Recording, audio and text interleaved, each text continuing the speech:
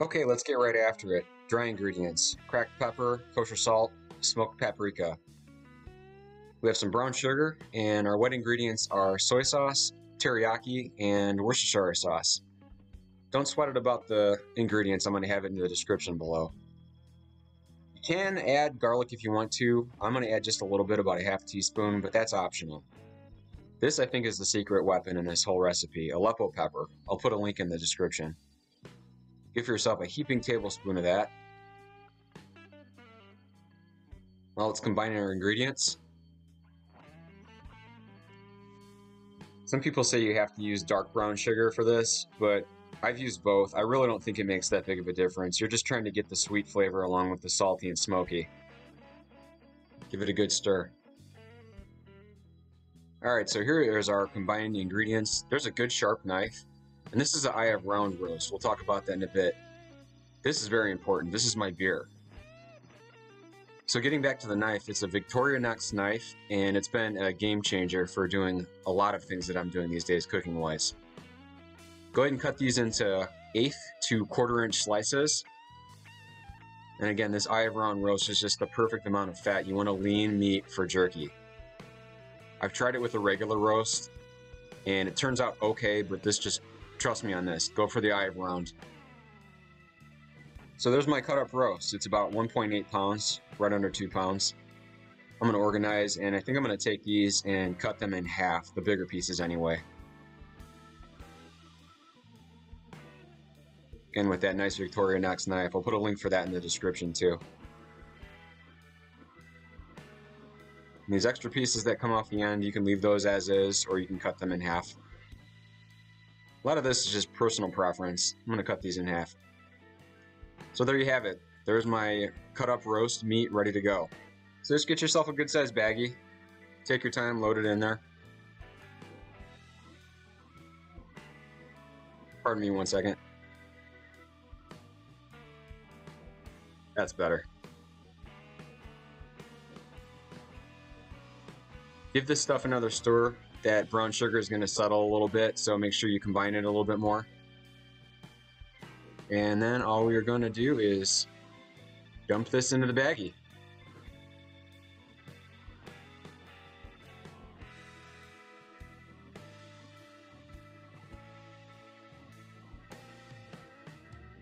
There you have it. It's that easy.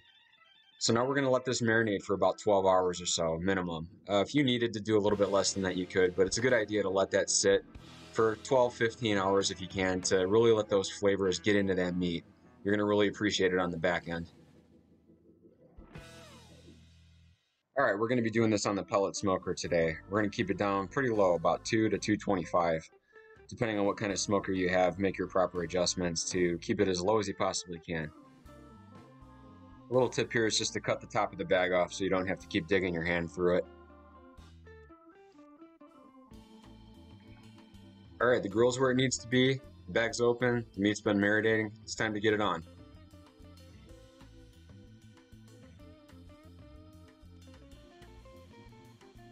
Even before this stuff starts to cook, the second it hits those grates, it already smells amazing.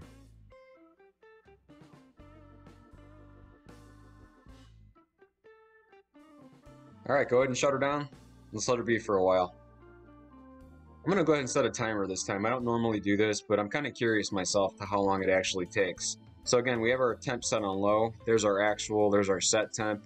Those are the probe temperatures, which we're not using those right now. That's if you're going to do a pork shoulder or a brisket, something where you need to know internal. So this is after about 25 minutes, believe it or not, and I'm really surprised. I'm learning how to use this grill, and I found a hot spot, which most grills have. So we're at almost 40 minutes now. I moved some of the pieces that were getting better done up top to get them away from the heat a little bit more. But things are looking good. We're gonna let it go a few more minutes. 45 minutes and these things are ready to come off. That didn't take long at all. And look at how good those look. Just perfect. Look at that color. I gotta tell you right now, my mouth's watering. These are just beautiful looking.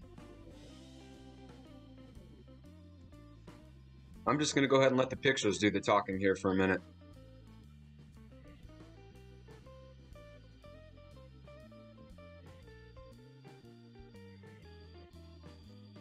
And let let me tell you, this stuff tastes and smells just as good as it looks. This turned out fantastic. I couldn't be happier. I really hope you give this a shot. I know you'll be happy with it too.